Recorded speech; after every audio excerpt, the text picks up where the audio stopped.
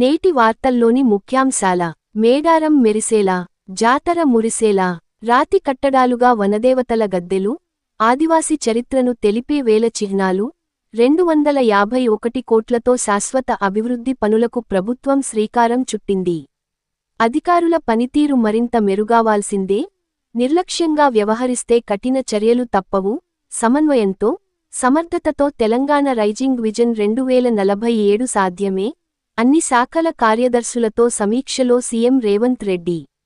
వర్సిటీలకు త్వరలో పాలక మండళ్లు, దాదాపు 2 ఏళ్ల తర్వాత పూర్తిస్థాయి ఈసీల ఏర్పాటు, సహాయ ఆచార్యుల నోటిఫికేషన్ విడుదల కోసమే సీఎం పరిశీలనకు దస్త్రం.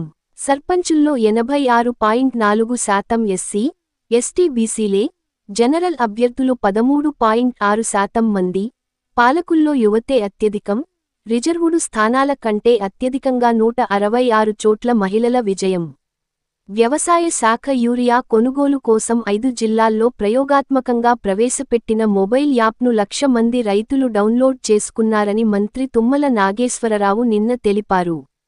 బంగ్లాదేశ్ పై భారత్లో ఆగ్రహం, ఢిల్లీలోని హై కమిషనర్ ఎదుట విహెచ్పి ధర్నా, బారికేడ్లను ధ్వంసం చేసిన బజరంగ్ దళ్, కోల్కతాలోనూ నిరసనలు. క్రీడా వార్తలు. రెండో మహిళల టీ20లోనూ శ్రీలంకపై భారత్ ఘన విజయం సాధించింది. నేటి సూక్తి. ఇతరుల విమర్శలకు ఎప్పుడూ భయపడకండి, ఎందుకంటే ప్రేక్షకులు మాత్రమే శబ్దం చేస్తారు, ఆటగాళ్లు కాదు. ఆరోగ్య చిట్కా. పంచదార, కెఫిన్, నికోటిన్ లాంటి వాటిని దూరం పెడితే జీర్ణ వ్యవస్థ చాలా మెరుగవుతుంది. నిన్నటి జీకే ప్రశ్న. తోడ అనే గిరిజన తెగ ప్రధానంగా ఏ పర్వత ప్రాంతంలో కనిపిస్తుంది? జవాబు నీలగిరి మౌంటైన్స్. నేటి జీకే ప్రశ్న. సిటీ ఆఫ్ పెరల్స్ అని ఏ నగరాన్ని పిలుస్తారు? నేటి జీకే ప్రశ్న మరోసారి. సిటీ ఆఫ్ పెరల్స్ అని ఏ నగరాన్ని పిలుస్తారు?